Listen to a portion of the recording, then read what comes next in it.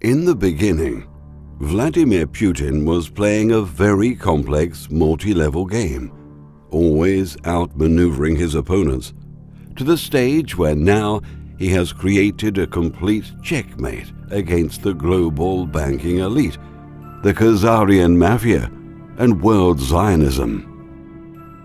It is now obvious that Vladimir Putin has fully exposed Israel, America, Saudi Arabia, and Turkey for its blatant lies about ISIS and terrorism in general. Soon, all the world will know that all this terrorism, ISIS, ISIL, Daesh, al-Nusra, al-Qaeda, etc., are all synthetically engineered by the cabal and its surrogates and pawns to drag the whole world into wars, chaos, and mass death that are designed to serve as provocations to justify illegal, unprovoked wars for profit and access to other nations' natural resources and land. In his speech at the United Nations General Assembly, Russia's President Putin took the time to absolutely pulverize Western actions in Syria. He denounced Washington's support for militants in Syria as illegal and ineffective. The Russians are making it clearer that they are not going to tolerate this U.S. strategy. Providing military support to illegal structures runs counter to the principles of modern international law and the United Nations Charter. This situation, Putin warned, would lead to the rule of force controlling the world, where selfishness rather than collective work would dominate relations upon a system of dictate rather than equality. After the speeches, Putin and Obama sat down for a nearly 2-hour conversation. The very next day, the situation in and around Syria changed dramatically over the course of one day. The U.S. is no longer insisting on Assad's resignation. The U.S. is not opposing Russian military involvement in operations against ISIL and is prepared to enter into immediate negotiations with Russia about the formation of a united front against terrorists. That means that all these sudden changes were the result of a deal being struck by the Obama administration and Russia. Russia's Air Force launched strikes on ISIL strongholds in which 8 ISIS targets hit during 20 combat flights, after Assad asked Moscow for military assistance, and the Federation Council approved the use of the Russian Air Force against the terrorists in Syria. The Russians have enough sophisticated weapons to counterattack Assad's enemies. With a Russian military canton deployed to Al-Assad International Airport with an air bridge from Russia involving military aircraft, such as Antonov 124 Condor transport flights, any attempt at a no-fly zone will be met with a quick Ruski reply. Putin is providing Syria with satellite intelligence, digital communications, code breakers, drones, Su-30 Russian air superiority fighters, the Su-24-25 ground attack fighter, the Hind-24 Russian attack transport helicopter, T-90 tanks,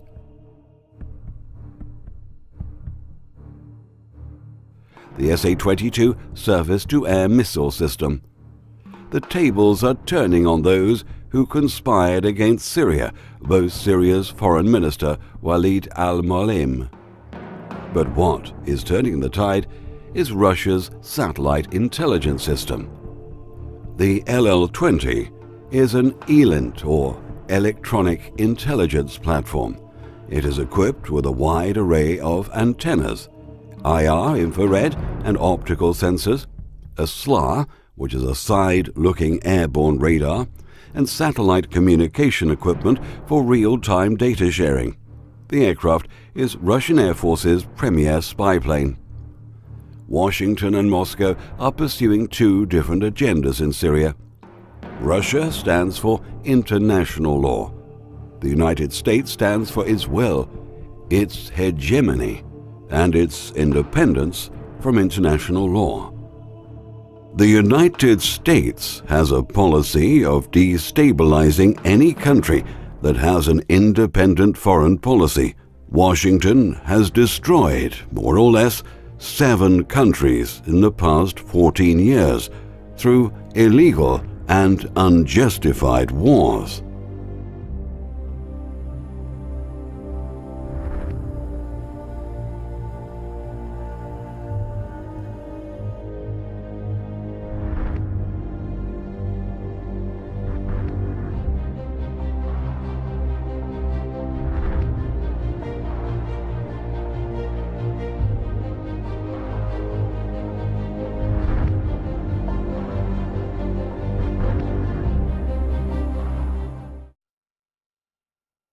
The time to attack NWO agents in Syria is long overdue. They need to taste their own medicine, and I'll make sure they remember me for eternity. A quote from the Syrian President Assad. In Syria, the so-called Free Syrian Army has proved itself to consist of masked men who are not who they claim to be. Most, if not all, are not even Syrians, but a proxy army. Mossad, CIA, and MI6 agents, at ISIS and the rest, which have been found in their ranks along with many nationalities from all over the Middle East. They have proved to be an inauthentic opposition to the Syrian government. This agenda is to fulfill the secret cabal plan for what is called Greater Israel, which engulfs almost the whole Middle East. This plan calls for genocide of all nations that are targeted for destruction, including Palestinians, Syrians, Kurds, Iraqis, and Iranians, all to be either mass murdered or driven from their ancestral homes. In reality, ISIS was masterminded by the RKM World Zionists and the Likudists, whose strategy has been to create a strong need for America and Europe intervention against ISIS, but with the actual goal of manipulating America into waging war against ISIS as a disguise for eliminating Assad and destroying Syria, the Kurds, and then Iran.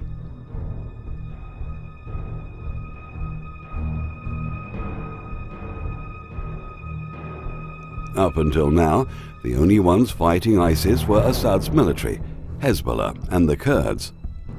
Although the US claimed to be dropping supplies to anti-ISIS forces, it is now apparent that almost all of this equipment and arms drops went to ISIS mercenaries by accident. Early on, Israeli Prime Minister Netanyahu visited Moscow and made a grand entrance, complete with the chiefs of the IDF and Israeli intelligence, to cry to Putin that Iran and Syria are arming the so-called terrorist group Hezbollah, and that Syria is opening up a second front for Iran in the Golan Heights. The Syrians have kept the armistice on the Golan Heights marked by the UN-brokered ceasefire Purple Line. Assad has no intentions of violating the ceasefire, and Putin knows it, and told Bibi to go back to his side of the Purple Line and stay there. Putin then showed Bibi the door with a short, non-committal statement about understanding Israel's position. The Kremlin isn't the adoring US Congress that fawns all over Zionists bearing cash and votes. For with Russia's ongoing assault on ISIS in Syria, the ability of the Israeli army to make airstrikes has been severely limited, as it could hit Russian military assets by mistake.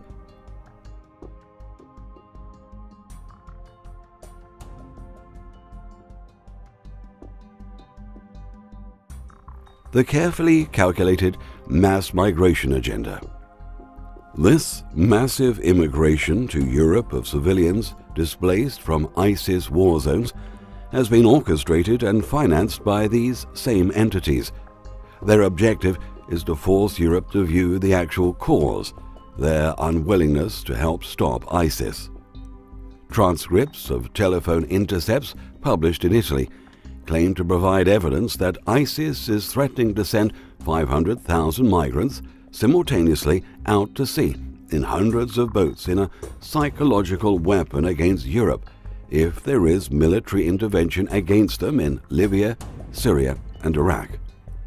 The European police don't know who is who, whether they are legitimate refugees or other sinister agents blending in for future infiltration. Some insiders believe that this engineered immigration is a punishment against European nations who are participating in the boycotting, divestiture, and sanctioning of Israel, the BDS movement, over its apartheid, blockade, imprisonment, torture, and genocide against Palestinians. General Wesley Clark has revealed that the US DoD has had a long-time secret plan to take out 7 Mideast nations. ISIS is a part of that agenda, which is really an extension of this worldwide cabal agenda, which has unfortunately infiltrated and hijacked much of the Pentagon, the US Congress, and the US administration. Fortunately, there are some new folks in the American High Military Command and American intel that refuse to continue to allow America to be used as Israel's war machine. They are making sure that this incriminating information is being leaked and used to checkmate this illegal, unconstitutional, and treasonous use of the American military to fight any more wars for Israel and the RKM World Zionists.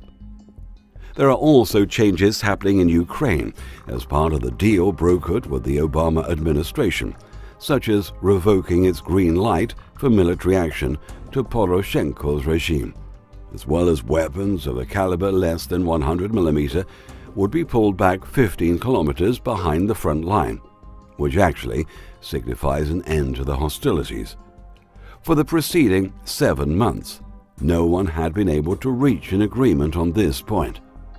All this occurred less than a day after Vladimir Putin's speech in New York and his meeting with Obama, signifying that a deal has defiantly taken place. So far, these are the only first fruits. Clearly, there is more to come. But the trend is clear. The US has acknowledged the legitimacy of Russian claims that Ukraine is within Russia's sphere of interest. It is now obvious that Israeli, CIA, Saudi, and Turkish mercenary forces, referred to as ISIS, ISIL, Daesh, al-Nusra, al-Qaeda, have now painted themselves into a corner with no easy way out.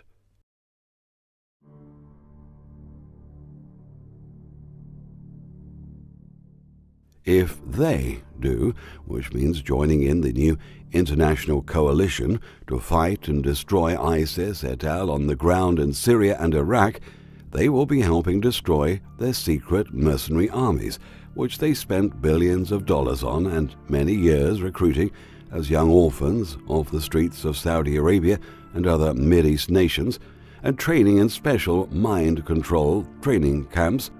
This could set off some serious revenge attacks by these mercenaries against Israel and Saudi Arabia, once they figure out they are being abandoned and set up for destruction by their main supporters and controllers.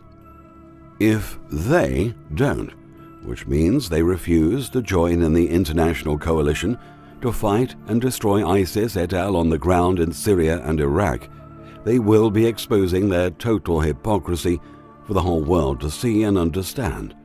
And this includes their own constituents and previous supporters. Meanwhile, the cabal-owned media are hot at work with propaganda for the sheeple, but the sheeple are slowly waking up. If Putin can get Obama to go along with his proposal, then this would mark one of the greatest diplomatic triumphs of his 15 years in power.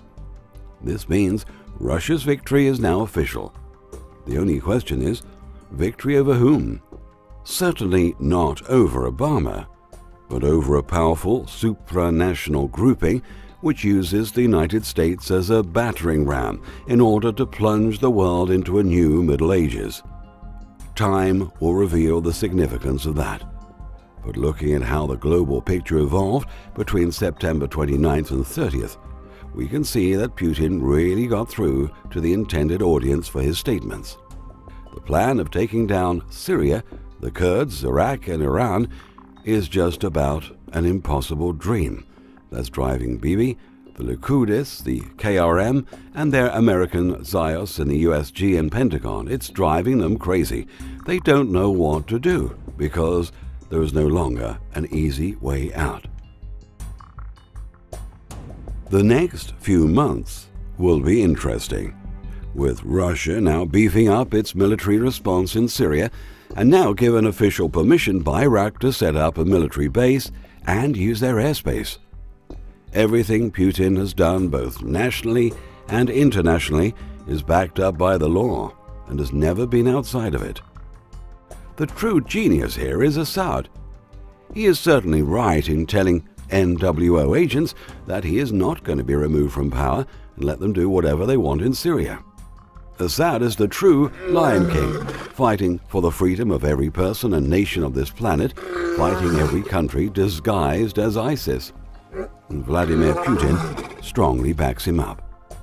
Their kings have been craftily placed in checkmate by master statesman and master chess player Vladimir Putin. Checkmate.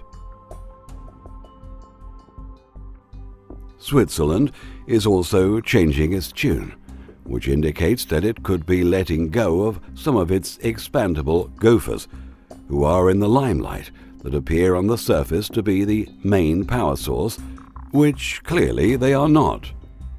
There are clearly things happening below the surface. The Iranian nuclear deal has nothing to do with Iran building a useless nuclear bomb that cannot be detonated at any time or any place. It's about discovering the bending of light in this 3D illusion, which Iran has discovered, rendering any military complex useless, amongst other things. The threat of some of these nations, like the UK using nuclear bombs or Israel's Samson option, is nothing but a nuclear hoax. The negotiating is about keeping a red line with what technologies they can release to the public. Soon, things are going to change for the better. But unfortunately for this to happen, the old world order of things has to collapse. But a one world government? Certainly not. This will be shared by many powers. Ahead lies financial currency wars and no doubt some false flag events. The cabal's dream is still a racial war between Muslims and Christians and social unrest with martial law across Europe and the US that will greatly benefit the cabal financially.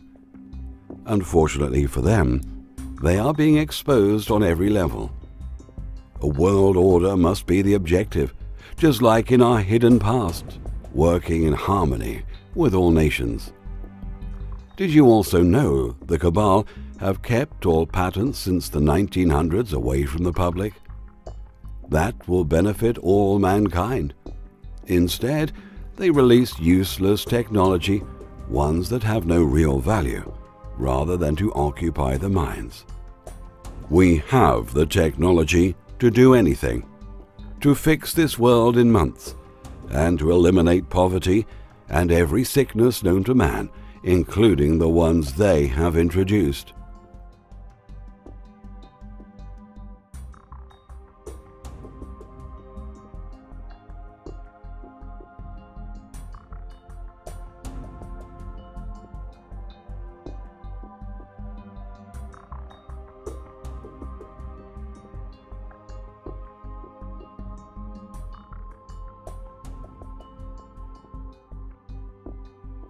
Please watch the trailer now released, 6,000-year-old Health Secrets, a very powerful coming documentary that will go into many, many subjects on health and spirituality.